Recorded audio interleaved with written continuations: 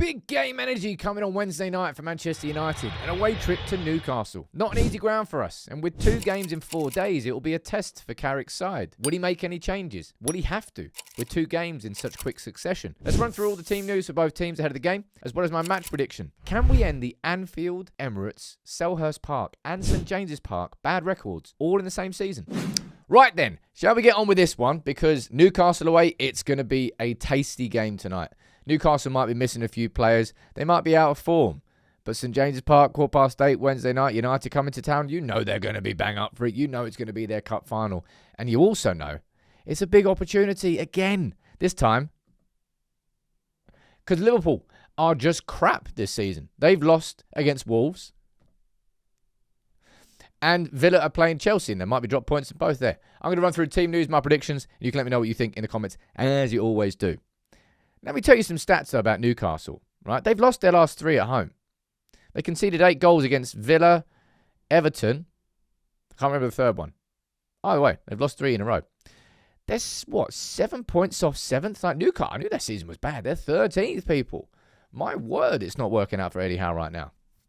Team news-wise, Martinez is out of the game, which shouldn't come as too much of a surprise because I don't think he was ever going to get risk, even if he was maybe on the verge of being fit. Now, Aiden Heaven posted this on Instagram. He may well be in the team to start because we don't know whether or not Luke Shaw and Harry Maguire are going to be fit. If either of them start, then I'm not going to say it's a surprise, but just don't be surprised if both of them are left out of the squad because they were both taken off, I think, against Crystal Palace. Well, Luke Shaw definitely was. I think Maguire was as well towards the end. But from a Newcastle perspective, they're going to have injuries as well. Bruno Guimaraes is a big miss for them. Lewis Marley is a big miss for them. And Nick Voltemade may well not be fit enough to start. So if that is the case, who does start for Newcastle? What changes are they going to make? And what changes are United going to make? Segue, let's talk about the teams. All right? So these were the teams that Newcastle and United played in their last game.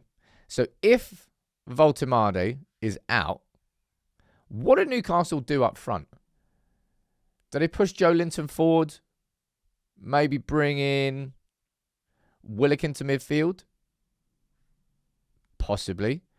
Could you play Joe Linton there?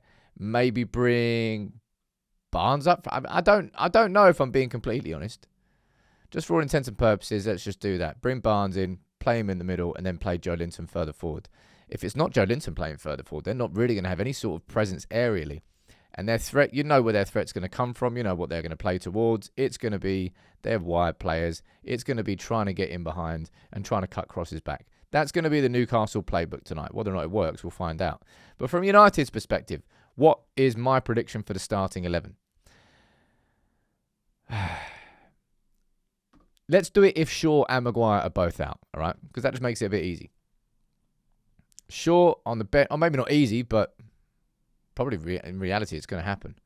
I think Aiden Heaven will come in to play alongside Lenny Yoro. I think you'll get Mazraoui at right back, and I think Dalot will switch to left back. That's probably what I'm going to predict if Maguire and Shaw are both missing. It's a pretty makeshift back 4. Heaven and Yoro starting together.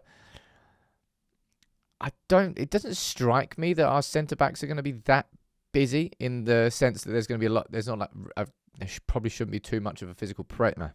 Maybe there will be if Joelinton plays there.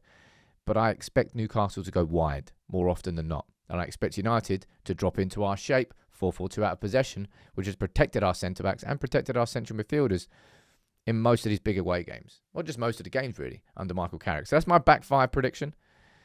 And why on earth would I change a thing about that?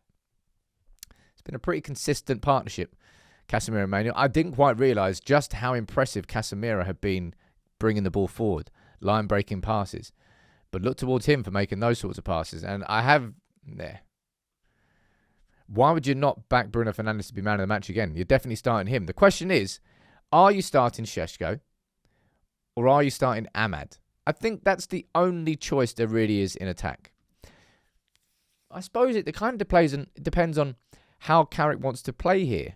You could, in theory, play like we did away at Liverpool, where we actually gave them the first ball. Remember that? We won the second balls. And then, because Sesko could well, I'll tell you another change that's probably going to happen for Newcastle too. You'll probably see Sven Botman come back in to defence. And that's a pretty good centre-back partnership.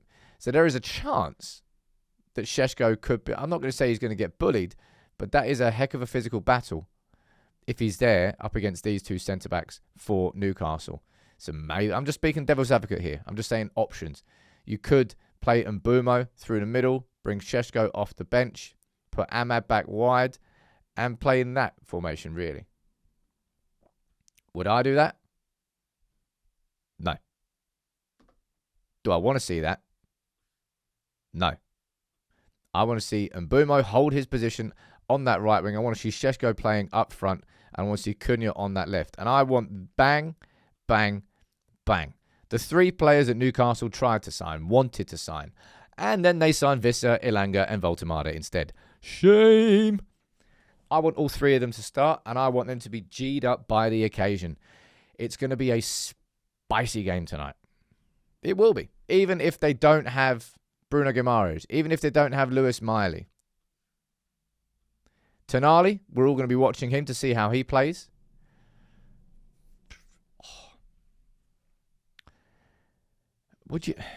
Are you backing United to win tonight? Am I backing United to beat Newcastle for the first time at St James's Park since 2020? I think it's going to be interesting to see whether there's any tactical tweaks in this game. Most important thing for me, first 15, 20 minutes, like Arsenal. We gave them a lot of the ball at Arsenal. We defended our box. Then after 15, 20 minutes, when the crowd settled down a bit, we started playing out from the back. Now, of course, they got that deflected goal. We wanted to win that game. Don't concede in the first 15, 20 minutes. In atmospheres like this, you know it's going to be tasty. You know they're going to be bang up for it. Even if they are 13th in the table. Even if they have lost their last 3 games at home. Even if they don't have Bruno Guimaraes. It's going to be their cup final. They're going to be absolutely G'd up for this occasion.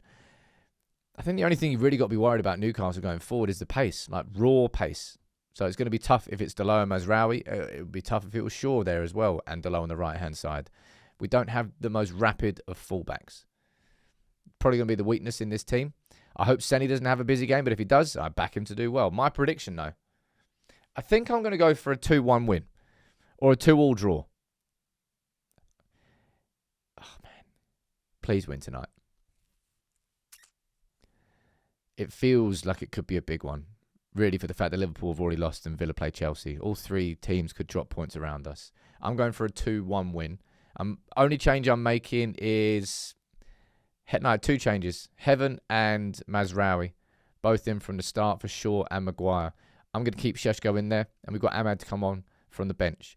That's what happens when you've got a squad with quality. Sometimes players like Ahmad are left out. 2-1's my prediction. What's yours? See you after the game. Well, actually before it as well.